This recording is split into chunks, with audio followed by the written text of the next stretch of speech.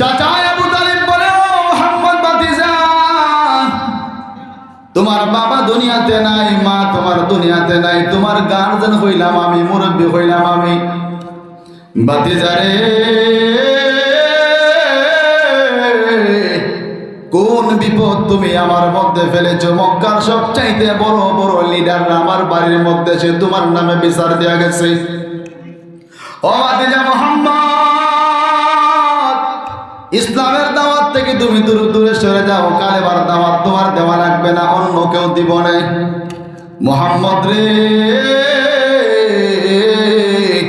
তুমি যদি কালেমার দাওয়াত থেকে না সরো তাহলে তোমার বড় বিপদ আছে। মক্কার সমস্ত নেতারা একজোট হয়ে গেছে তোমারে প্রত্যয়িত করার জন্য। ও মুহাম্মদ, তুমি যদি চাও মক্কার সব চাইতে বড় ধনী হইতে, সব চাইতে বড় কুটুপতি হইতে, সব চাইতে বড় দানশীল, সব চাইতে বড় মাতব্বর হইতে, মক্কার সমস্ত ধনীর চাইতে তোমার সর্বশ্রেষ্ঠ ধনী বানায় দেবে, তবুও যেন তুমি ইসলামের দাওয়াতটা বন্ধ করে দাও। ওরে মুহাম্মদ, তুমি যদি চাও মক্কার সব চাইতে সুন্দরী রূপসী মেয়েকে বিয়ে করতে, একটা জায়গায় 10টা মেয়ে তোমার আইনা দিবে, তবুও তুমি ইসলামের দাওয়াত থেকে চলে যাও। ওরে মুহাম্মদ, তবুও যদি তোমার মনটা না বলে, তাহলে তায়েব মক্কার মধ্যে সবচাইতে বড় নেতা তোমার বানায় দিবে। আবু জাহেল, উতবা, সাইবা, মুগীরার মতো মক্কার বড় বড় লিডার না তোমার কথায় উঠবে আর বসবে, তবুও যেন তুমি ইসলামের দাওয়াত থেকে চলে আসো। মুহাম্মদ রাসূলুল্লাহ সাল্লাল্লাহু আলাইহি ওয়াসাল্লাম কান ভরে শুনলেন, কোনো জবাব দিলেন না। হঠাৎ করে বলেন, চাচা, ও আমার চাচা গো,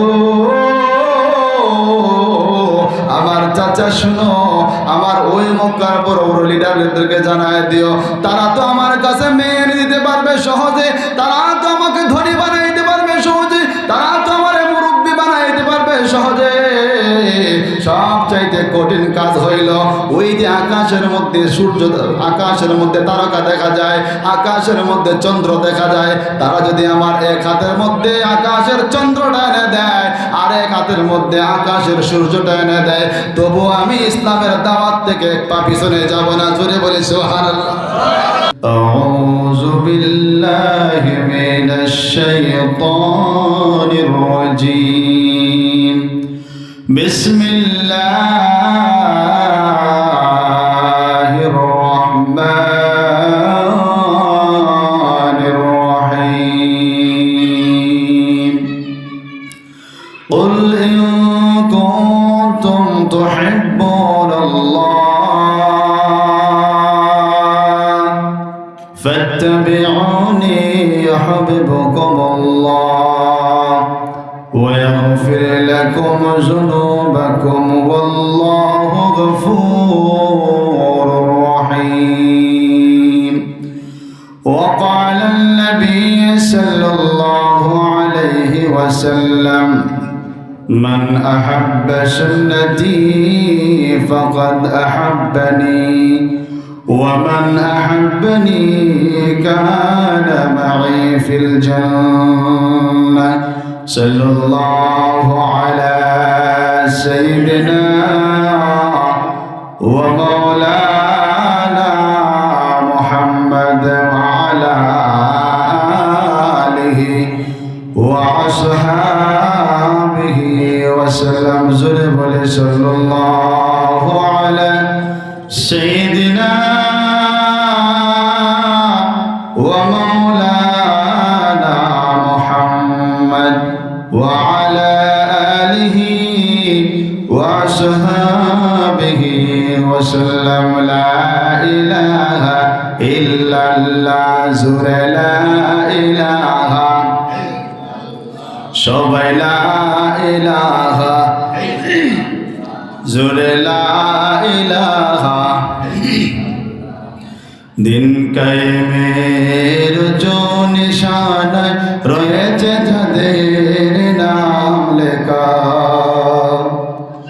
দিন কায়েমের जो নিশানায় রয়েছে যাদের নাম লেখা, ধন্য হলো যারা নবী পরশে, ধন্য হলো যারা নবী পরশে সে, সেই হলো সাহাবা।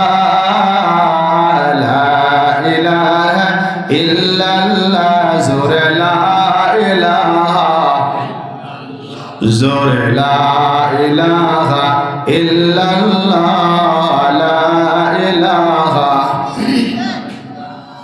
খন্দকে খায়বরে উহুদে বদরে সেই রক্তের গ্রাণ জোহার।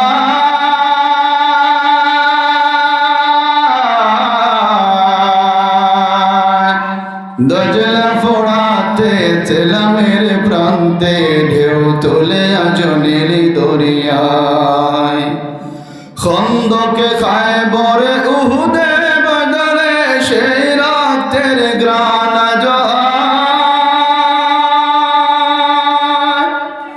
দজলা ফোড়াতে চেলামের প্রান্তে ঢেউ তুলে আজ নীলি দরিয়ায়। ধন্য খালিদের প্রতিটি যুদ্ধ, ধন্য খালিদের প্রতিটি যুদ্ধ, ধন্য রাসূলের সাহাবা। লা ইলাহা ইল্লাল্লাহ, সবাই লা ইলাহা, জোরে লা ইলাহা ইল্লাল্লাহ, বলো লা ইলাহা। যুগে যুগে ইসলাম উত্থান পতনে কত যে রক্তে স্রোতে ভেসেছে। কারবালা রঞ্জিত হোসেনের রক্তে কত তীর তার হাতে বেঁধেছে। যুগে যুগে ইসলাম উত্থান পতনে কত যে রক্তে স্রোতে ভেসেছে। কারবালা রঞ্জিত হোসেনের রক্তে কত তীর তার হাতে বেঁধেছে। প্রতিটি ধুলে কণা থেকে যায় সোনা, প্রতিটি ধুলে কণা থেকে যায় সোনা, ও হাতে দে তারা মারহাবা। লা ইলাহা ইল্লাল্লাহ, লা ইলাহা, জোরে লা ইলাহা ইল্লাল্লাহ, লা ইলাহা, লা ইলাহা ইল্লাল্লাহ, মুহাম্মাদুর রাসূলুল্লাহ সাল্লাল্লাহু আলাইহি ওয়াসাল্লাম।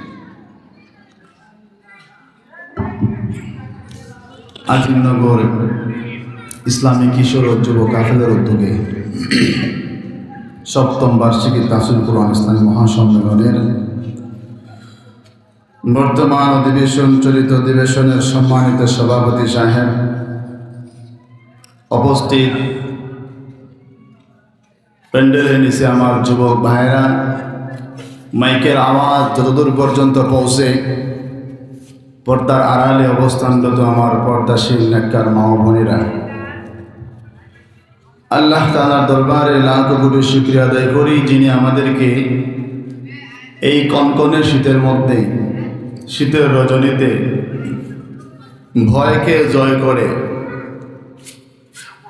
আল্লাহর বাণী শোনার জন্য কোরআনের মাহফিলে আসার তৌফিক দান করেছেন। এই জন্য আল্লাহর দরবারে হৃদয়ের গহীন থেকে জুড়ে সুরে কালিমাতে শুকরিয়া আদায় করি, বলি আলহামদুলিল্লাহ।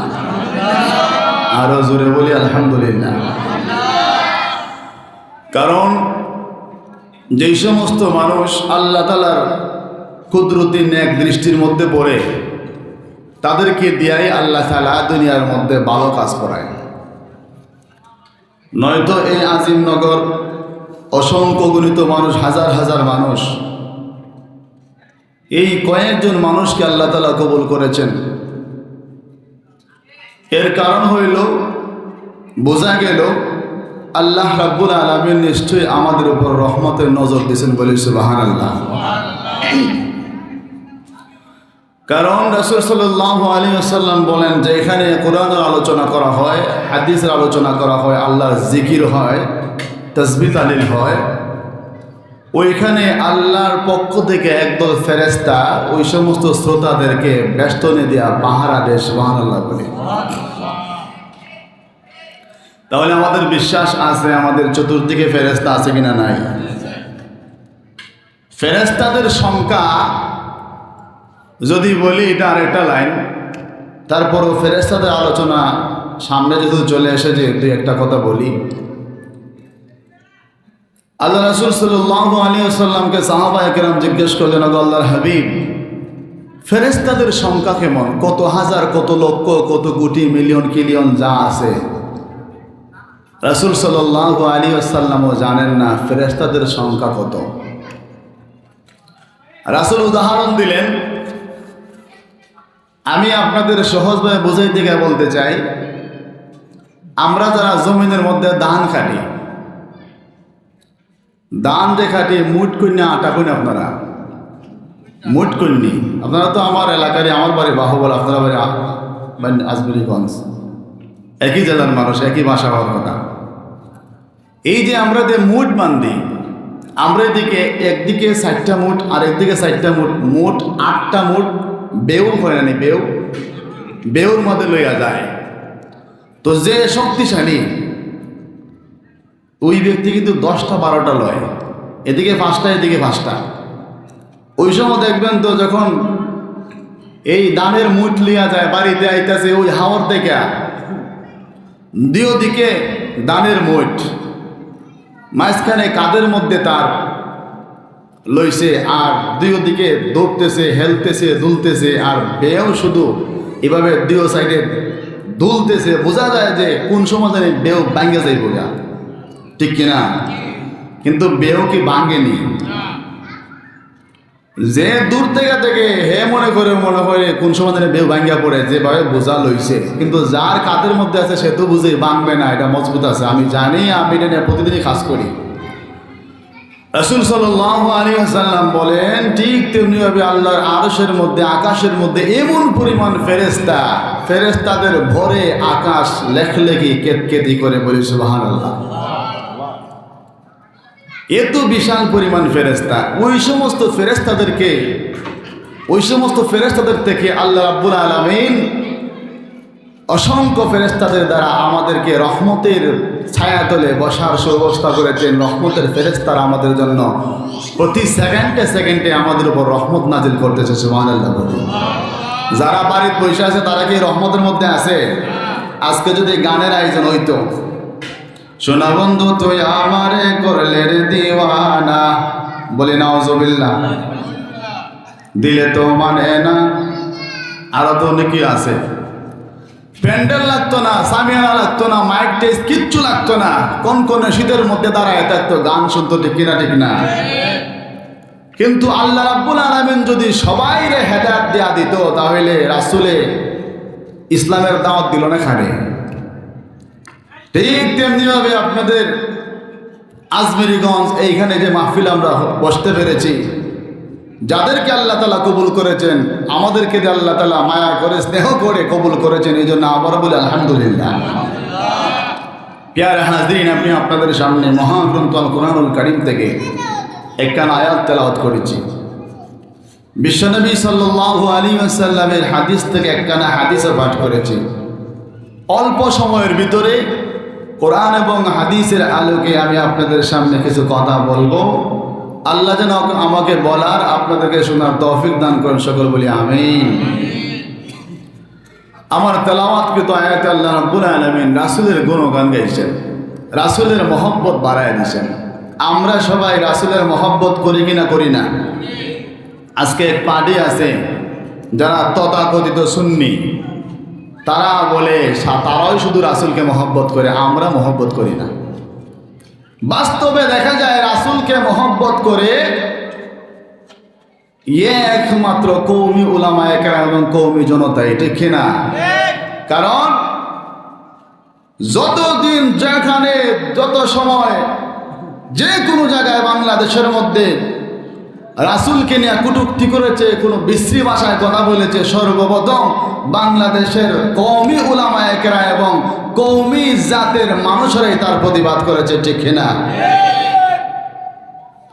আল্লাহ তাআলা কোরআনুল কারীমের মধ্যে বলেন, কুল ইন কুনতুম তুহিব্বুনাল্লাহ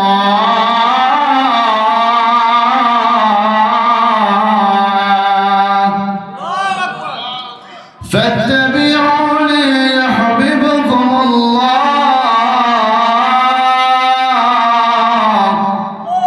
ويغفر لكم ذنوبكم والله غفور رحيم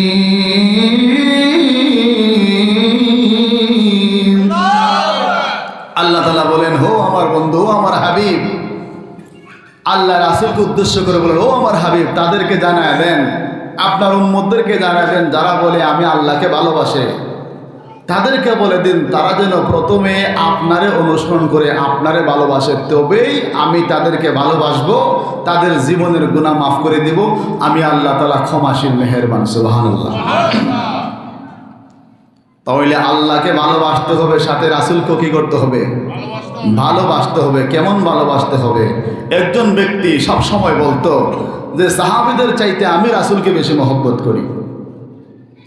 মানুষেরা তারা বুঝাইতো যে সাহাবীর চাইতে রাসূলকে বেশি মহব্বত করার মতো কোনো সিস্টেমই নাই, কারণ সাহাবীদের পায়ের ধুলার সমানও আমরা না। ওই লোকটা না পাগল, আমি রাসূলকে বেশি ভালোবাসি। কিভাবে? একদিন রাসূলকে স্বপ্নে দেখলো, বলে সুবহানাল্লাহ। রাসূলকে একদিন স্বপ্নে দেখলো, রাসূলের সাথে একটা গাড়িতে চড়ে আরো কয়েকজন সাহাবী সহ কোথাও যেন যাইতেছে। হঠাৎ করে রাস্তার মধ্যে গাড়ির চাকা পাংচার হয়ে গেছে, হাওয়া চলে গেছে। এখন গাড়িটা ড্রাইভার তার কন্ট্রোল হারাইয়া পাহাড় থেকে পড়ে যাওয়ার উপক্রম। ওই ব্যক্তিটা স্বপ্নের মধ্যেই দেখতেছে গাড়ির থেকে নামছে, কোথাও নি কোনো পাথর পায়, কোথাও নি কোনো ইটের টুকরা পায়, তাড়াতাড়ি গাছ এই চাকার নিচে জাম দিবে যাতে করে গাড়িটাকে আটকাতে পারে। পাহাড়ের ওই প্রান্ত থেকে ওই প্রান্ত দৌড়াদৌড়ি করে একটা পাথর নিয়ে তাড়াতাড়ি গাড়ির কাছে আইয়া দেখে ওই লোকটা গেছে পাথর ঢুকাইতে রাসূলের গাড়ির মধ্যে, চাকার মধ্যে জাম দিবে যাতে করে গাড়িটা আর নড়াচড়া করতে না পারে। আয়েশা দেখে ওই গাড়ির মধ্যে থাকা সাহাবায়ে কেরাম কোথাও যায় নাই, নিজের মাথাটারে পাথর বানায়া গাড়ির চাকার জাম দিয়ে দিয়েছে। সুবহানাল্লাহ। ওই লোকটা ঘুম থেকে ওইটা তওবা করলো, আল্লাহ সাহাবায়ে কেরাম সত্যি আপনাকে বেশি ভালোবাসতো, বলে সুবহানাল্লাহ। এখন সাহাবায়ে কেরাম রাসূলকে কেমন ভালোবাসতো শুনতে চান কিনা? চান না? রাসূল সাল্লাল্লাহু আলাইহি ওয়াসাল্লাম যখন দ্বীনের দাওয়াত দিতে লাগলেন, আবু জাহেল, উতবা, শাইবা রাসূলকে বলল, ও মুহাম্মদ, তুমি দ্বীনের দাওয়াত দিতে পারবা না। মক্কার মধ্যে আমরা সবচেয়ে বড় লিডার, আমরা সবচেয়ে বড় ধনী, আমরা সবচেয়ে বড় মাতব্বর, তুমি মুহাম্মদের ছেলে, যেন তেন কোনো ছেলে মুহাম্মদ, তুমি নিজেকে নবী দাবি করো, তুমি মক্কার মধ্যে ইসলামের দাওয়াত দিতে পারবা না। তুমি যদি ইসলামের দাওয়াত দাও তোমার কতল করে ফেলবো, বলি নাউজুবিল্লাহ। রাসূলকে যখন কোনোভাবেই তারা ফিরাতে পারে না, কারণ রাসূলের বংশত্ব বড়। আবু তালেব তার চাচা, মক্কার মধ্যে বিশিষ্টজনের মধ্যে একজন। তারা যখন রাসূলকে কালিমার দাওয়াত থেকে ফিরাতে পারে না, একদিন রাত্রে মুরব্বী যারা আছে মক্কার, বন্ড মুরব্বী, মূর্খ মুরব্বী, অশিক্ষিত মুরব্বী, আবু জাহেল, উতবা, শাইবা, মুগীরার মতো, তারা রাতের বেলায় মুহাম্মদের গার্জেন, মুহাম্মদের চাচা আবু তালেবের কাছে গেছে, গিয়া বলে, ও মুহাম্মদের চাচা আবু তালেব, মুহাম্মদের তো বাবা দুনিয়াতে নাই, মাও দুনিয়াতে নাই, বিচার দেওয়ার কোনো জায়গা নাই, আপনি যেহেতু তার চাচা, এই হিসাবে আপনি তার গার্জেন, আপনি মুহাম্মদকে সতর্ক করে দিবেন যাতে ইসলামের দাওয়াত না দেয়, আর মুহাম্মদকে কয়েকটা অফার দিবেন, সেই অফার যদি কবুল করে তাহলে আমরা বাঁচলাম, আমাদের ধর্ম আমরা শান্তিতে পালন করতে পারলাম। তারা বলল, মুহাম্মদকে বলে দিও, মুহাম্মদ যদি মক্কার সবচাইতে বড় ধনী হতে চায়, আমাদের সবার সম্পদ থেকে একটু একটু সম্পদ করে করে পাহাড় পরিমাণ সম্পদের মালিক মুহাম্মদকে বানায় দিব, তবুও যেন মুহাম্মদ ইসলামের দাওয়াতটা বন্ধ করে দেয়, কালেমার দাওয়াতটা বন্ধ করে দেয়, একত্ববাদের দাওয়াতটা বন্ধ করে দেয়। ও আবু তালেব শোনো, মুহাম্মদ যদি চায় মক্কার সবচাইতে সুন্দরী যে মহিলাটা আছে, সবচাইতে রূপসী, গুণবতী, পূর্ণাঙ্গিনী, ওই মেয়েটাকে মুহাম্মদের ঘরের মধ্যে নিয়ে দিব, একটার জায়গায় 10টাকে দিব, তবে যেন মুহাম্মদ ইসলামের দাওয়াতটা বন্ধ করে দেয়। তাও যদি তার মন না চায়, তুমি মুহাম্মদকে বলে দিও, মুহাম্মদকে আমরা মক্কার সবচাইতে বড় নেতা বানায় দেব, মুহাম্মদের কথায় উঠবো আর বসবো, তবুও যেন মুহাম্মদ ইসলামের দাওয়াতটা বন্ধ করে দেয়। কার কাছে নালিশ দিল? চাচার কাছে নালিশ দিল রাতের বেলা মুহাম্মদ রাসূলুল্লাহ সাল্লাল্লাহু আলাইহি ওয়াসাল্লাম দিনের দাওয়াত দেয়া ঘরের ভিতরে ঢুকছেন। মুহাম্মদ রাসূলুল্লাহ সাল্লাল্লাহু আলাইহি ওয়াসাল্লাম সারা দিন ক্লান্ত চেহারা নিয়ে ঘরের মধ্যে ঢুকলেন। চাচা আবু তালিব বলে, ও মুহাম্মদ ভাতিজা, তোমার বাবা দুনিয়াতে নাই, মা তোমার দুনিয়াতে নাই, তোমার গার্জিয়ান হইলাম আমি, মুরব্বী হইলাম আমি। ভাতিজারে,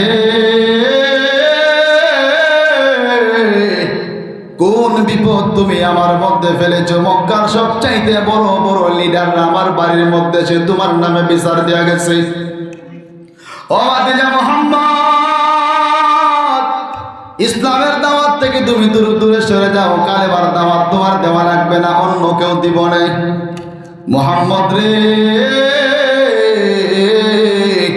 তুমি যদি কালেমার দাওয়াত থেকে না সরো তাহলে তোমার বড় বিপদ আছে। মক্কার সমস্ত নেতারা একজোট হয়ে গেছে তোমারে প্রত্যয়িত করার জন্য।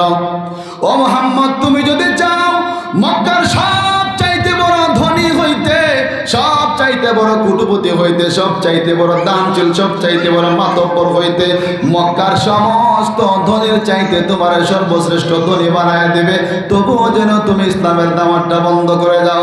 ওরে মুহাম্মদ, তুমি যদি চাও মক্কার সব চাইতে সুন্দরী রূপসী মেয়েকে বিয়ে করতে, একটা জায়গায় 10টা মেয়ে তোমার আইনা দিবে, তবুও তুমি ইসলামের দাওয়াত থেকে চলে যাও। ওরে মুহাম্মদ, তবুও যদি তোমার মনটা না বলে তাহলে তায়েব মক্কার মধ্যে সব চাইতে বড় নেতা তোমার বানায় দিবে। আবু জাহেল, উতবা, শাইবা, মুগীরার মতো মক্কার বড় বড় লিডার না তোমার কথায় উঠবে আর বসবে, তবুও যেন তুমি ইসলামের দাওয়াত থেকে চলে আসো। মুহাম্মদ রাসূলুল্লাহ সাল্লাল্লাহু আলাইহি ওয়াসাল্লাম কান ভরে শুনলেন, কোনো জবাব দিলেন না। হঠাৎ করে বলেন, চাচা,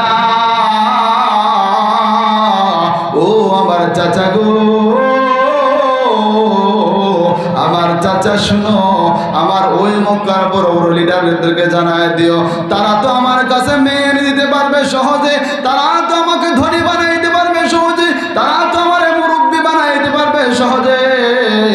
সব চাইতে কঠিন কাজ হইল ওই যে আকাশের মধ্যে সূর্য, আকাশের মধ্যে তারকা দেখা যায়, আকাশের মধ্যে চন্দ্র দেখা যায়, তারা যদি আমার এক হাতের মধ্যে আকাশের চন্দ্রটা এনে দেয় আর এক হাতের মধ্যে আকাশের সূর্যটা এনে দেয়, তবু আমি ইসলামের দাওয়াত থেকে এক পা পিছনে যাব না। জোরে বলি সুবহানাল্লাহ। মুহাম্মদ রাসূলুল্লাহ বলেন, আমার চাচা, মরতে পারি, জীবন দিতে পারি, কিন্তু কালেমার দাওয়াত থেকে আমি এক পা পিছনে যেতে পারবো না। কিন্তু কালেমার দাওয়াত আমার এত পাগল করেছে, এই কালেমার দাওয়াত ছাড়া আমার জীবনে আর কোনো মিশন নাই। জোরে বলে সুবহানাল্লাহ। এবার যখন তারা ভাবলো যে মুহাম্মদকে তো আর দমন করা যাবে না, মুহাম্মদকে শাস্তা করা দরকার, রাসূল সাল্লাল্লাহু আলাইহি ওয়াসাল্লামকে একদিন মেরে ফেলার জন্য তারা ঐক্যবদ্ধ হইল। বলি নাউজুবিল্লাহ। রাসূল পাক সাল্লাল্লাহু আলাইহি ওয়াসাল্লামকে হত্যা করার জন্য আবু জাহেল, উতবা, শাইবা সমস্ত কাফের বেঈমানেরা ঐক্যবদ্ধ হইয়া মেরে ফেলার জন্য বাড়িতে আসলো। আল্লাহ রাব্বুল আলামিন জিবরাইলকে পাঠাইয়া, ও জিবরাইল, আমার হাবিবকে গিয়া বলো মক্কার মধ্যে তাকার নিরাপদ নয়, মক্কার মধ্যে তাকলে রাসূলকে তারা হত্যা করে ফেলবে, রাসূল যেন মক্কা ছেড়ে মদিনায় চলে যায়। জোরে বলে সুবহানাল্লাহ। মক্কাবাসী কাফের গণের জ্বালা যন্ত্রণা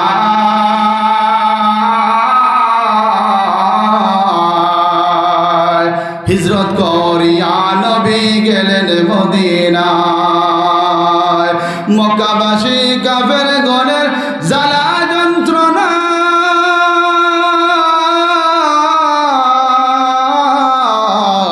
হিজরত করিয়া নবী গেলেন মদিনায়। জোরে বলি মারহাবা। রাসূল নিরাপদে আল্লাহ তাআলার আদেশ পালন করতে গিয়া মক্কা ছাইরা মদিনায় চলে গেছে।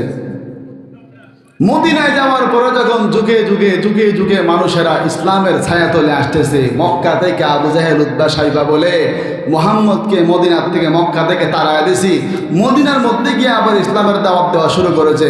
মুহাম্মদকে এবার আর তার কথা দেওয়া বোঝানো যাবে না, তার সাথে জিহাদের ডাইরেক্ট যুদ্ধের ঘোষণা করে দাও। রাসূল সাল্লাল্লাহু আলাইহি ওয়াসাল্লামের সাথে জিহাদের ঘোষণা করে দিল। যুদ্ধের ঘোষণা করে দিল।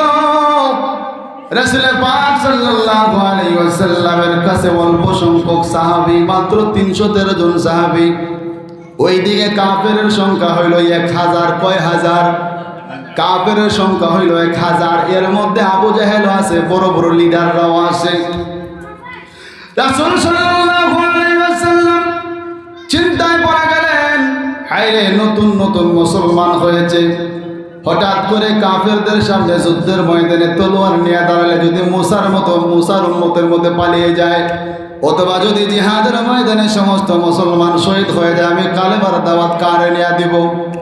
রাসূল যখন চিন্তা করতেছেন, এর মধ্যে আনসারদের একজন দাঁড়ায় বললাম, ও আল্লাহর হাবিব, চিন্তা করেন কেন গো, টেনশন করেন কেন গো? আপনার চেহারাটা মলিন হয়ে গেছে, আপনি কেন টেনশন করতেছেন? আপনি কি মনে করেছেন আমরা মুসার উম্মতের মতো বিপদের মধ্যে ফেলে, আমরা যেভাবে মুসা যেভাবে বিপদের মধ্যে ফেলে তার উম্মতেরা চলে গিয়েছিল, আমরা চলে যাব না? কাফের বেঈমানেরা যখন আপনার ডান দিকে আপনাকে আক্রমণ করবে, আমরা ডান দিকে গিয়ে আপনাদের বুকটা পেতে দিব, তীরটা আমাদের তলোয়ারটা আমাদের বুকের মধ্যে গাঁথবে। বা কাফেরেরা যখন বাম দিকে আপনাকে আক্রমণ করবে, আমরা বাম দিকে গিয়ে বুকটা পেতে দিব, বুকের মধ্যে আমাদের তীর দুলবে। কাফের বেঈমানেরা যখন পিছনে সামনে ডাইনে বামে চতুর্দিক থেকে আক্রমণ করবে, আমরা সমস্ত সাহাবায়ে কেরাম ডাল হয়ে আপনার সামনে পিছনে দাঁড়ায় যাব, আমাদের দেহটা চিরে ঝাঁঝরা হয়ে যাবে, তবু আপনার শরীরের মধ্যে একটা ফুলের টুকা লাগতে দেব না। মুহাজিরদের মধ্যে একজন দাঁড়ায় বলল, আল্লাহর হাবিব, আনসার ভাইরা বলেছে আমাদের সাহস হয়েছে, আল্লাহর হাবিব গো, আপনার চেহারাটা মলিন হয়ে গেছে, আপনার চেহারা মলিন হলে দুনিয়াটা অন্ধকার হয়ে যায়। নুরানি চেহারা, যেই চেহারার মুস্কি হাসলে মুক্তা জোরে, এই চেহারার মধ্যে কষ্টের চাপ, দুঃখের চাপ, আপনাকে দেখলে আমাদের সহ্য হয় না। আল্লাহর হাবিব, আনসাররা যেভাবে বলেছে ডাইনে ভাবে সামনে পিছনে তাকাবে, কাফের বেঈমানেরা যখন আপনারে বাম দিকে আক্রমণ করবে, বাম দিকে আমরা বুকটা পেতে দিব, ডান দিকে যখন কাফের বেঈমানেরা আপনাকে আক্রমণ করবে, আমরা সেদিকে দাঁড়িয়ে যাব। ডাইনে বামে সামনে পিছন থেকে চতুর্দিক থেকে যখন তারা আপনাকে আক্রমণ করবে, আমাদের বুকটা পেতে দিব, আমাদের কলিজা ছিঁড়ে পিছন দিকে তলোয়ারটা বেরিয়ে যাবে, তবু আপনার শরীরের মধ্যে একটা ফুলের টুকা লাগতে দেব না। এবার রাসূল মুসমুসাইয়া হাসেন, সুবহানাল্লাহ বলি। কারণ রাসূলের সাহস বাড়ছে কিনা? বাড়ছে না? রাসূল মনে মনে ভাবছিলেন যে আমার অল্প সংখ্যক সাহাবী, মাত্র 313 জন, এই সমস্ত সাহাবীদেরকে নিয়ে 1000 সৈন্যের সাথে কেমনে যুদ্ধ করবো? 313 জন সাহাবী, তাও তাদের হাতের মধ্যে অস্ত্র নাই, কারো হাতে পুরান একটা তলোয়ার, কারো হাতে জঙ্কার পরা তলোয়ার, কারো হাতে খেজুরের ডাল। বলি সুবহানাল্লাহ। রাসূল সাল্লাল্লাহু আলাইহি ওয়াসাল্লাম চিন্তার মধ্যে পড়ে গেছিলেন, কিন্তু সাহাবায়ে কেরামের হুঙ্কারে রাসূলের মনটা ভরে গেল। সুবহানাল্লাহ বলি। ও আস্তিগঞ্জের বাইরে শোনো, রাসূল 1400 বছর আগে দুনিয়া থেকে চলে গেছে, সাহাবায়ে কেরাম যে ভালোবাসা দেখাইছে, এখন যদি পৃথিবীর কোন বুকে, বাংলার কোন বুকে কোন নাস্তিক আমার আল্লাহ এবং রাসূলকে কটূক্তি করে, আমরা যারা মুসলমান আছি তাদের বিরুদ্ধে গর্জে উঠবো, আমাদের জীবনটা বিলিয়ে দিব, তবুও রাসূলের অপমান সহ্য করবো না। বলেন ঠিক কিনা? কারণ আমার সন্তানের আগে আমার রাসূল, আমার বাবার আগে আমার রাসূল, আমার মায়ের আগে আমার রাসূল, আমার দান সম্পদ বাড়ি গাড়ি সব কিছুর চাইতে সর্ব আগে আমার রাসূল। জোরে বলেন ঠিক কিনা? এই জন্য আল্লাহ তাআলা বলেন, কুল ইন কুনতুম তুহিব্বুনাল্লাহ ফাত্তাবিউনি ইউহিব্বুকুমুল্লাহ।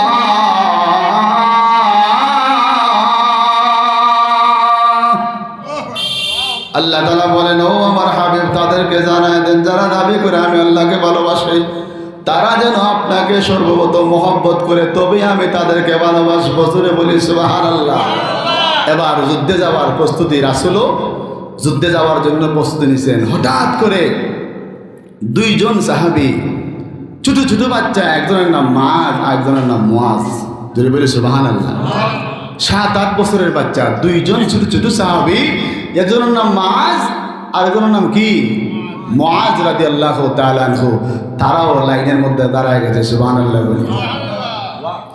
সাহাবায়ে কেরাম বলেন, ও ছোট ছোট বাচ্চারা, তোমরা কেন এই লাইনের মধ্যে এসেছো? এটা হলো জিহাদের ময়দানে যারা যাবে তাদের নাম লিস্টি করা হয়। তোমরা তো বয়সে ছোট, তোমাদের বয়স তো কম, তোমরা লম্বাও না, হাইটেও ছোট, তোমরা জিহাদের ময়দানে গেলে তলোয়ারটা ধরতে পারবে না, তোমাদের চাইতে তলোয়ার আরো বেশি লম্বা।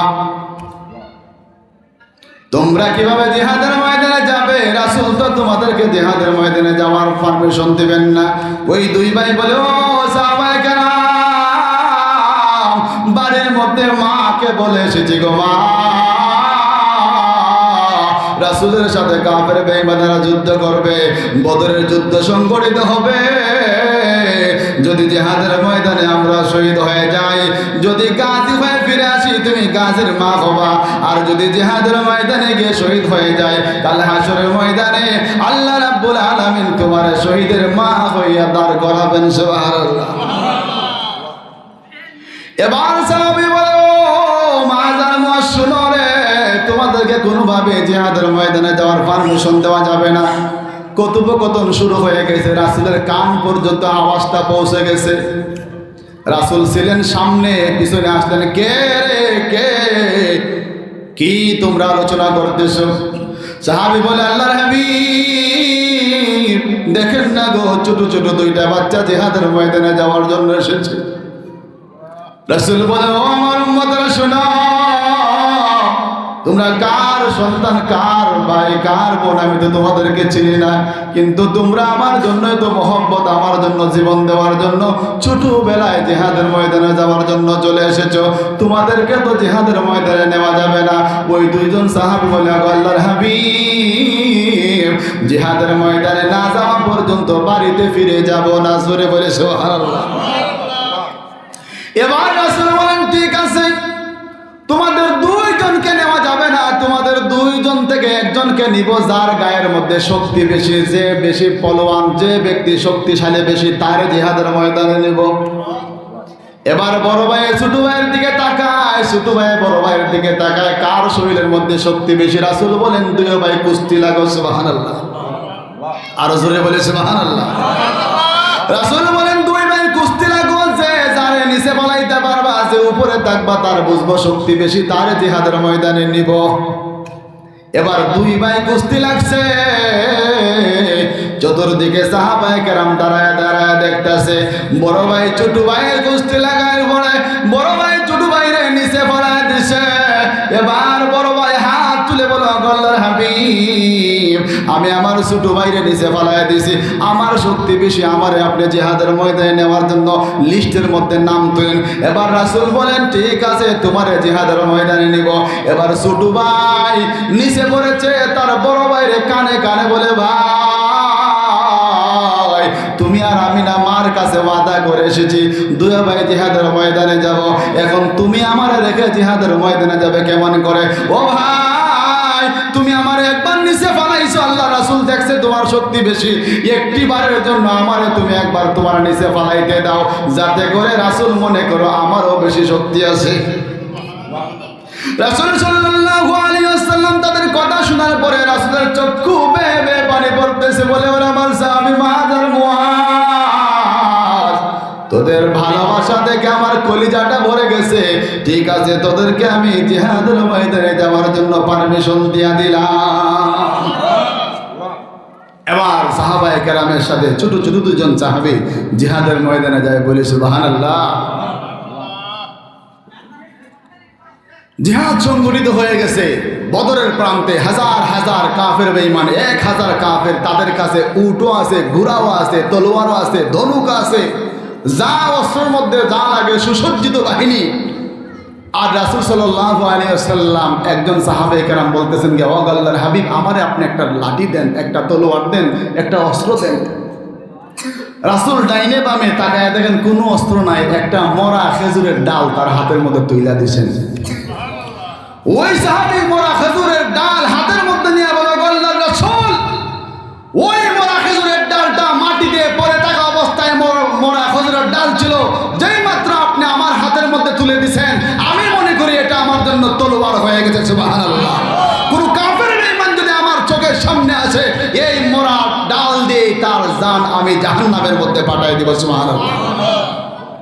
এবার জিহাদের ময়দানের মধ্যে কাফের বেঈমানেরা সুসজ্জিত হয়ে দাঁড়িয়ে আছে।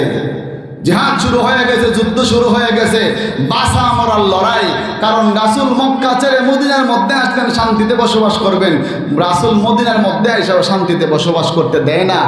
বলা হয় যেটাকে পায়ের মধ্যে পাও দিয়া ঝগড়া করা। একজন মানুষ বাজারে দিয়ে হাঁটতেছে নিরিবিলি নিরিবিলি, আপনি তারে ধাক্কা মারছেন, কোনো কথা বলে না। আরেকবার ধাক্কা মারছেন, কোনো কথা বলে না। আরেকবার ধাক্কা মারছেন, ওই লোকটাকে তখন আর সহ্য করবে? ওয়ালের মধ্যে যখন ফিট থেকে যায় তখন কি আর কোনো কিছু বাধা হয়ে দাঁড়াবে? কারণ তখন মান সম্মান উপরে চলে যায়, তখন পাল্টা আক্রমণ করার জন্য প্রস্তুত হয়ে যায়। জিহাদের ময়দানের মধ্যে জিহাদ শুরু হয়ে গেল। মাঝ আর মাঝ দুইটা তলোয়ার হাতের মধ্যে লইয়া একবার জিহাদের ওই প্রান্তে যায়, আর একবার জিহাদের ওই প্রান্তে যায়। সাহাবায়ে কেরাম দেখতেছেন মাঝ আর মাঝ কি যেন খুঁজে, তাদের টার্গেট হইল আবু জাহেল। সুবহানাল্লাহ বলি। তারা বলে মশা মাইরা হাত কালা করবো না, মারতে যদি হয় আবু জাহেলকে মারবো। শুনেছি মক্কার মধ্যে সবচাইতে বেশি কষ্ট দিয়েছে আবু জাহেল। একজন সাহাবীকে বলতেছে, ও চাচা বলুন না আবু জাহেলকে, তার জীবনেও দেখি নাই, তার চেহারাটা একটু দেখায় দেন। সাহাবী বলে, তোমরা ছোট ভাই, তোমরা দুইজন ছোট ছোট মানুষ কি করবা? বলে, ও চাচা আমরা মশা মাইরা হাত কালা করতে চাই না, আমাদের টার্গেট হইল আবু জাহেলকে হত্যা করা। ওই সাহাবী বললেন, ওই দেখো ঘোড়ার উপরে সুসজ্জিত অস্ত্র নিয়ে দাঁড়ায় রয়েছে, ওই দেখা যায় আবু জাহেল। সাহাবী বললেন, আমি যে মাত্র বললাম মাঝ আর মুআজ বাজ পাখির মতো উড়াল দিয়া ওই আবু জাহেলের সামনে দাঁড়ায় গেছে। আবু জাহেল বলে, হায় রে মুহাম্মদ, কত বড় ভুকা, ছোট ছোট বাচ্চাদেরকে জিহাদের ময়দানে পাঠিয়ে দিয়েছে, তোমরা তো আমার গুড়ার ঠ্যাঙ্গের সমান না। হযরতে মাআজ আর মুআজ বলে, আবু জাহেল পাপিষ্ঠ, শুনবে আমরা বডিতে হতে পারি ছোট, আমরা হাইটে হতে পারি ছোট, লম্বায় হতে পারি ছোট, কিন্তু তোর চাইতে আমাদের কলিজাটা সব চাইতে বড়। মাআজ আর মুআজ আবু জাহেলের সামনে দাঁড়াইয়া তর্কাতর্কি শুরু করে দিয়েছে। একটা পর্যায়ে আবু জাহেলের ঘোড়ার পায়ের মধ্যে আঘাত করার সাথে সাথে আবু জাহেল ঘোড়ার থেকে পড়ে গেছে। যেই মাত্র আবু জাহেল ঘোড়ার থেকে পড়ে গেছে, মাআজ রাদিয়াল্লাহু তাআলা আনহু ফাল দিয়া লাফ দিয়া বাজ পাখির মতো আবু জাহেলের বুকের মধ্যে উঠে গেছে। আর তার মুআজ, তার ছোট ভাই, আবু জাহেলের পায়ের মধ্যে ছাপা মেরে ধরেছে। এক ভাই ধরেছে পায়ের মধ্যে, আরেক ভাই ধরেছে বুকের মধ্যে। মাআজ আর মুআজ দুই ভাই মিলে অস্ত্রটা হাতে বের করে আবু জাহেলের দেহ থেকে মাথাটা আলাদা করে ফেলেছে। রাসূল সাল্লাল্লাহু আলাইহি ওয়াসাল্লাম এই মাআজ আর মুআজকে এত ভালোবাসতেন যে, মাআজ আর মুআজ তোমরা দেখতে ছোট, তোমাদের কলিজাটা অনেক বড়, তোমাদের ঈমানের পাওয়ারটা অনেক বড়। বলি সুবহানাল্লাহ। এই কারণে আমি বলতে চাই, ভাইয়েরা আমার, বন্ধুরা আমার, আমরা সবাই বলি রাসূলকে মহব্বত করি, আমরা সবাই বলি রাসূলের উম্মত, আমরা কিন্তু কাজের বেলায় উম্মতি দেখাই না। সাদ ইবনে আবি ওয়াক্কাস রাদিয়াল্লাহু তাআলা আনহু বিশ্বনবী সাল্লাল্লাহু আলাইহি ওয়াসাল্লামের ঘনিষ্ঠ একজন সাহাবী ছিলেন, বীর যোদ্ধা ছিলেন। ওনারে পাঠাইলেন জিহাদ করার জন্য, কাফের বেঈমানদের সাথে মোকাবেলা করার জন্য। উনি 10,000 সৈন্য নিয়ে আফ্রিকার জঙ্গলের পাশে যাওয়ার পরে সন্ধ্যা হয়ে গেছে।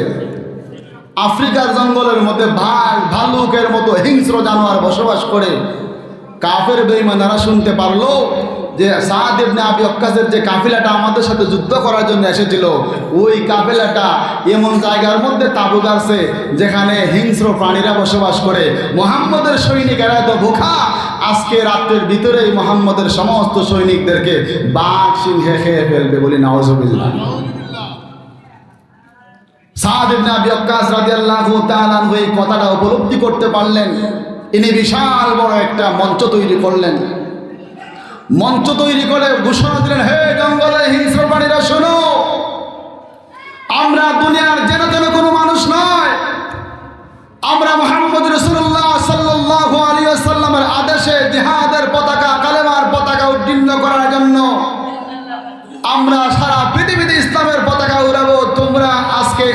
জঙ্গলের পাশে আমরা অবস্থান নিয়েছি, আমাদের স্বার্থে তোমরা এখান থেকে আজকের জন্য চলে যাও। সাদ ইবনে আবি ওয়াক্কাস রাদিয়াল্লাহু তাআলা আনহুর ঘোষণার পরে দেখা গেল সাহাবায়ে কেরাম লক্ষ্য করে দেখলেন বাঘের কাতারে বাঘ, সিংহের কাতারে সিংহ, সাপের কাতারে সাপ, যার যার বাচ্চা এবং ডিম মুখে নিয়ে সাহাবীদের এলাকা ছেড়ে নিরাপত্তার স্বার্থে অন্যত্র চলে গেছে। সুবহানাল্লাহ। ও মুসলমান, আমরা এখানে শুনতে চাই, মুসলমানেরা বীরের জাতি, মুসলমানেরা সিংহের জাতি। মুসলমানদের শরীরের মধ্যে বিড়ালের রক্ত নয়, মুসলমানদের শরীরের মধ্যে সিংহের রক্ত, বাঘের রক্ত, হযরত সাদ ইবনে আবি ওয়াক্কাসের রক্ত, আলীর রক্ত, ওমরের রক্ত, খালিদ ইবনে ওমরের রক্ত, শাহজালালের রক্ত। মুসলমানরা যেখানে দাঁড়িয়ে আল্লাহু আকবার দিবে, কোন নাস্তিক মুরতাদ বেঈমানেরা মুসলমানদের সামনে এক সেকেন্ড দাঁড়াতে পারবে না, ঠিক কিনা? কারণ মুহাম্মদ রাসূলুল্লাহ সাল্লাল্লাহু আলাইহি ওয়াসাল্লামের জন্য যারা নিবেদিত প্রাণ হয়ে গেছে তাদের আর কোনো ভয় নাই। আর কোনো ভয় আছে নি? ভয় হইল কাপুরুষের জন্য, মুসলমানদের কোনো ভয় নাই। এই জন্য রাসূল সাল্লাল্লাহু আলাইহি ওয়াসাল্লামের সাহাবায়ে কেরাম দৃষ্টান্ত স্থাপন করেছেন যে দেখো মুহাম্মদ উম্মতেরা কিয়ামত পর্যন্ত যারা আসবে, আমরা কেমন ভাবে মুহাম্মদকে ভালোবাসতাম আর তোমরা কেমন ভাবে রাসূলকে ভালোবাসো। বলে সুবহানাল্লাহ। দুনিয়ার মধ্যে রাসূল সাল্লাল্লাহু আলাইহি ওয়াসাল্লামকে আগমন করার পরে যুগে যুগে কয়েক লক্ষ, প্রায় 1,24,000 পয়গম্বর আল্লাহ তাআলা দুনিয়ার মধ্যে পাঠাইছেন দ্বীনের দাওয়াত দেওয়ার জন্য। কোন নবীরে পাঠাইছেন একটা অঞ্চলের জন্য, কোন নবীরে পাঠাইছেন একটা এলাকার জন্য, একটা বংশের জন্য, একটা গোষ্ঠীর জন্য। আর আপনার আমার নবীকে বানাইছেন গোটা পৃথিবীর জন্য। সুবহানাল্লাহ। আরো জোরে বলে সুবহানাল্লাহ। মুসা আলাইহিস সালাতু ওয়াস সালাম বানাইলেন বনি ইসরাইলের জন্য, কওমে লূতকে বানাইলেন কওমে লূতের জন্য।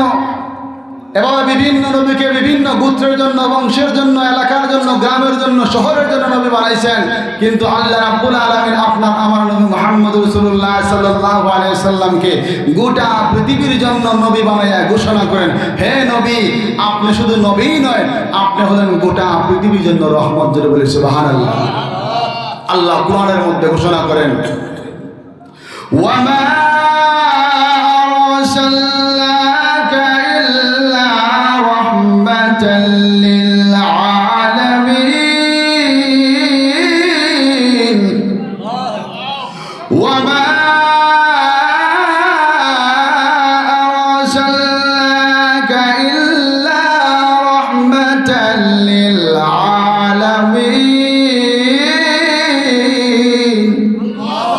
আল্লাহ রাব্বুল আলামিন কোরআনের মধ্যে বলে দেন, ও আমার নবী, আপনারে আমি শুধু নবী বানাই নাই, গোটা পৃথিবীর জন্য, গোটা মানব জাতির জন্য, দানবের জন্য, কাফেরের জন্য, বেঈমানের জন্য, পৃথিবীর সব কিছুর জন্য আপনারে রহমত হিসেবে আমি প্রেরণ করেছি। বলে সুবহানাল্লাহ। তায়েফের ময়দানে বিশ্ব নবী সাল্লাল্লাহু আলাইহি ওয়াসাল্লামকে যখন কাফেররা মারে, কাফের বেঈমানেরা তায়েফের ময়দানে রাসূলকে যখন মারে, এমন মায়ের মারে যে মায়ের কোনো তুলনা হয় না। রাসূল সাল্লাল্লাহু আলাইহি ওয়াসাল্লাম রে বড়রাও মারতো, ছোটরাও মারে। একটা পর্যায়ে বড় বড় লিডাররা বলে, ওই দেখো মুহাম্মদ নামে পাগল যায়। বলে নাউজুবিল্লাহ। রাসূল সাল্লাল্লাহু আলাইহি ওয়াসাল্লাম দ্বীনের দাওয়াত দেওয়ার জন্য যখন যাইতেন, ছোট ছোট বাচ্চারা পাথর দেয়া রাসূলকে এটাইতো। আম্মা জানায় খাদিজা কুবরা রাদিয়াল্লাহু তাআলা আনহা বলেন, আমি প্রমাণ আমি দেখেছি, সারাদিন যখন রাসূল দ্বীনের দাওয়াত দেয়া বাড়িতে আসতেন, আমি দেখতাম রাসূলকে কাফেররা দিয়ে পাথর দেয়া পিটাইতো। ওই পাথরের আঘাতে রাসূলের সমস্ত শরীর রক্তাক্ত হয়ে পায়ের সাথে জুতা চট লেগে যাইতো।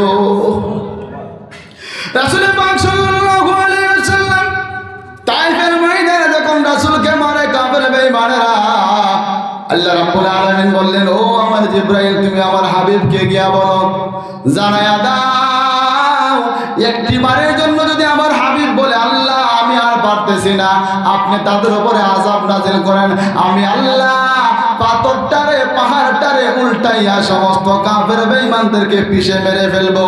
রাসূল বলেন, ও জিবরাইল, তারা তো বুঝে না, বুঝে না, বুঝে না। তারা যদি আমারে বুঝতো তাহলে কি তারা আমারে মারতো? তাদেরকে যদি আল্লাহ তাআলা আযাব দিয়ে হত্যা করে ফেলেন, মেরে ফেলেন, আমি কালেমার দাওয়াত কার কাছে দিব? আমি কালেমার দাওয়াত কার কাছে দিব রে জিবরাইল? তারা আমারে মারুক না মারে, একবার না একবার তারা বুঝবে, ঠিক কিনা? বুঝবে কিনা? বুঝবে না। বোঝার কারণে আল্লাহ তাআলা যদি রাসূলের কথা অনুযায়ী, রাসূল যদি আল্লাহ তাআলাকে বলতেন আযাব দেওয়ার জন্য, আল্লাহ তাআলা আযাব দিয়া কাফেরদের 14 গোষ্ঠীর পিষে ফেলতেন, একটা মানুষও থাকতো না। তাহলে রাসূল কার কাছে দ্বীনের দাওয়াত দিতেন? রাসূল সাল্লাল্লাহু আলাইহি ওয়াসাল্লাম কোনো বদদুয়া করেন নাই। রাসূল বলেন আমি যদি বদদুয়া করি তাহলে তো তাদেরকে আল্লাহ তাআলা আযাব দিয়ে মেরে ফেলবেন, আমি কার কাছে দ্বীনের দাওয়াত দিব? জোরে বলি সুবহানাল্লাহ। চিনলে না রে মক্কার কাফের আমার নবীকে, চিনবে একদিন তোরা সবাই হাসরের মাঠে। ধন্য তোমার দোলাবালি, ধন্য তোমার কুল সোনার মদিনা, তোমার কোলে শুইলেন নবী আখির জামানা। ধন্য তোমার ধুলাবালি, ধন্য তোমার কুল সোনার মদিনা, তোমার কোলে শুইলেন নবী আখির জামানা। ঠিক না? চিনলে না রে মক্কার কাফের আমার নবীকে, চিনবে একদিন তোরা সবাই হাসরের মাঠে। উম্মত উম্মত বলে যেদিন, উম্মত উম্মত বলে যেদিন, আসবেন দৌড়িয়ার সোনার মদিনা, তোমার কোলে শুইলেন নবী আখির জামানা। জোরে বলে মারহাবা। এই জন্য আল্লাহ তাআলা বলেন ও আমার হাবিব, আপনাকে যারা ভালোবাসবে তাদেরকে আমি ভালোবাসবো, মহব্বত করে দেব। শুধু তাই না, তাদের জিন্দেগির সমস্ত গুনাহ খাতা আমি মাফ করে দেব। রাসূল সাল্লাল্লাহু আলাইহি ওয়াসাল্লামকে ভালোবাসতেন আরো সাহাবী, বলবো কিনা বলবো না? বিশ্বনবী সাল্লাল্লাহু আলাইহি ওয়াসাল্লাম বদরের যুদ্ধের পরে বারবার রাসূলকে আক্রমণ করার জন্য যুদ্ধের ঘোষণা করা হইল। বেলাল হাবশী রাদিয়াল্লাহু তাআলা প্রতিদিন মসজিদের মধ্যে আযান দেয়, হাইয়া আলাস সালাহ,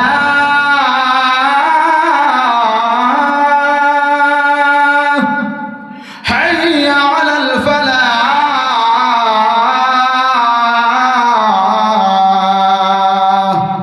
আসো নামাজের দিকে আসো, কল্যাণের দিকে আসো। বেলালে প্রতিদিন আযান দেয়, কিন্তু হঠাৎ করে বেলালে হাইয়া আলাস সালাহ বলে না, হাইয়া আলাল ফালাহ বলে না।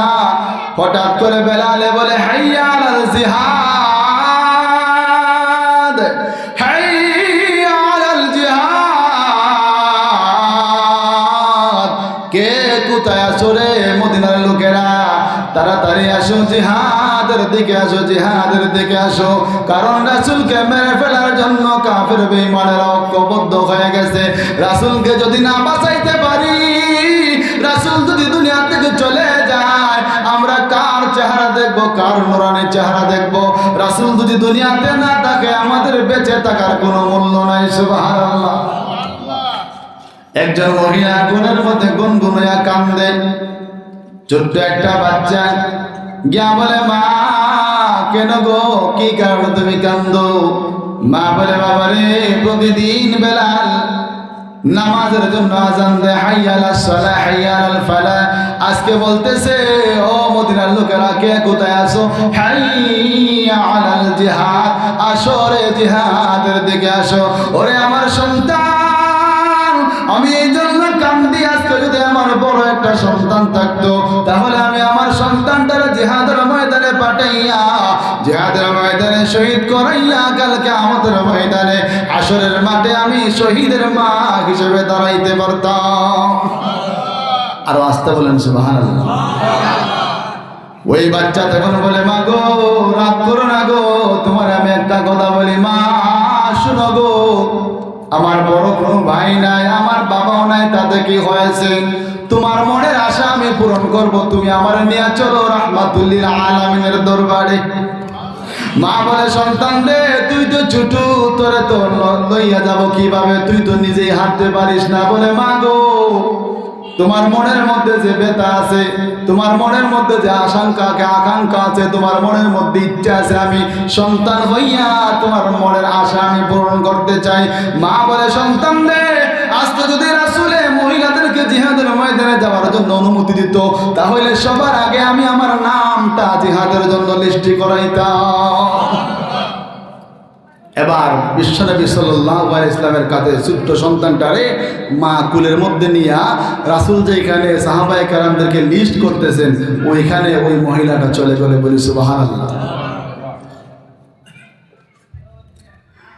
ওই মহিলাটা সন্তানটারে কুলের মধ্যে নিয়ে সাহাবায়ে কেরামের লাইনের মধ্যে দাঁড়ায় গেছে। একজন সাহাবী বলে, মা কে গো, কোথায় থেকে এসেছো? মহিলাদেরকে জিহাদের দেওয়ার জন্য পারমিশন নাই, এটা হইল পুরুষদের লাইন। মহিলাটা বলে, ওরে সাহাবী, আমার যদি জিহাদের ময়দানে যাওয়ার জন্য পারমিশন দিত তাহলে তো আমি আগে আসতাম। আমি জানি না জিহাদের ময়দানে মহিলাদেরকে নেওয়া হয় না। আমি আমার ছোট্ট বাচ্চাটাকে রাসূলের কাছে দেওয়ার জন্য এসেছি। সাহাবায়ে কেরাম বলে, মা ছোট বাচ্চাকেও জিহাদের ময়দানে নেওয়া হবে না, মহিলাদেরকেও জিহাদের ময়দানে নেওয়া হবে না গো মা। বাড়িতে চলে যাও গো, যাও বাড়িতে চলে যাও। তোমার সন্তান যদি বড় হয় তখন তুমি রাসূলের কাছে নিয়ে আইসো। ওই মহিলার সাথে সাহাবায়ে কেরাম কথা তর্কাতর্কি শুরু হয়ে গেছে। রাসূলের কানের মধ্যে আওয়াজ চলে গেছে, সুবহানাল্লাহ বলে। রাসূল চলে এসেছেন। মা কি হয়েছে গো? ও আল্লাহর হাবিব, গো আল্লাহর রাসূল, আমার বড় কোনো সন্তান নাই। আমি শুনেছি বেলালে আযান দিতেছে, হাইয়া আলাল জিহাদ। আজকে আমার ঘরের মধ্যে বড় কোনো সন্তান থাকলে আপনার কাছে আমি নিয়ে আসতাম জিহাদের ময়দানে পাঠানোর জন্য। আমার বড় কোনো সন্তান না থাকার কারণে আমি ছোট বাচ্চারে তোমার কাছে নিয়ে এসেছি। রাসূল বলেন, মা ছোট বাচ্চারে জিহাদে ময়দানে নেওয়ার কোনো পারমিশন নাই। তখন ওই ছোট বাচ্চা বলে, ও আল্লাহর হাবিব, কেন গো তুমি আমারে নেবেন না? কেন গো আমারে নেবেন না? আমি বাড়িতে দেখেছি মা যখন রান্না করে সর্বপ্রথম ছোট লাকড়ি চুলার মধ্যে দেয়, সর্বপ্রথম চুলার মধ্যে ছোট লাকড়ি দিয়ে আগুন ধরায়। আগুনটা যখন বেড়ে যায় তখন বড় বড় লাকড়ি ঢোকায়। ও রাসূলুল্লাহ, হাবিবাল্লাহ, জিহাদের ময়দানে সর্বপ্রথম রাসূল আপনাকে যখন কাফের বেঈমানেরা তলোয়ারটা দিয়ে আঘাত করবে, ধনুক যখন মারবে, তীর যখন মারবে, ডাইনে দিয়ে যখন তীর মারবে, আমারে আপনি এইভাবে ডান দিকে তুলে ধরবেন। বাম দিকে যখন তীর মারবে, আমার আপনি বাম দিকে তুলে ধরবেন। আমার বুকটা ছিঁড়ে যাত্রা হয়ে যাবে, তবু আপনার শরীরের মধ্যে একটা ফুলের টুকাও লাগতে দেব না। রাসূল বলেন, না রে না, তোমার জিহাদের ময়দানে নেওয়া যাবে না। ওই ছোট্ট বাচ্চা যখন পিরাপিরি করতেছে, আল্লাহ রাব্বুল আলামিন জিবরাইলে পাঠিয়ে দেন, জিবরাইল রে আমার হাবিবের কাছে যাও, আমার হাবিবের কাছে যাও। আমার হাবিব দুনিয়াতে সাহাবায়ে কেরামের লিস্টি করে একটা, আমি আল্লাহ তাআলা আমার আরশে আজিমের মধ্যে লিস্টি করে আরেকটা। আমার হাবিব দুনিয়ার মধ্যে ওই ছোট্ট সাহাবীর নাম লিস্ট করার আগে আমি আল্লাহ তাআলা আমার খাতার মধ্যে ওই সাহাবীর নাম লিস্ট করে নিয়েছি। সম্মানিত হাজিরিন কেরাম, আমি যে আয়াত তেলাওয়াত করেছি রাসূলের মহব্বতের প্রতি, রাসূলকে ভালোবাসার প্রতি। আজকে আমরা আলোচনা শুনি, এক কানে দিয়ে ঢুকে আরেক কানে দিয়ে বের হয়ে যায়। এখান থেকে চলে যাওয়ার পরে আমাদের আর কোনো খবর নাই। যতদিন দুনিয়াতে বাঁচবো, যতদিন দুনিয়াতে আল্লাহ তাআলা হায়াত দিবেন, তৌফিক দিবেন, রাসূলের মহব্বত যেন আমরা রাখতে পারি। সকলে বলি আমিন। আসসালামু আলাইকুম ওয়া রাহমাতুল্লাহি ওয়া বারাকাতুহু।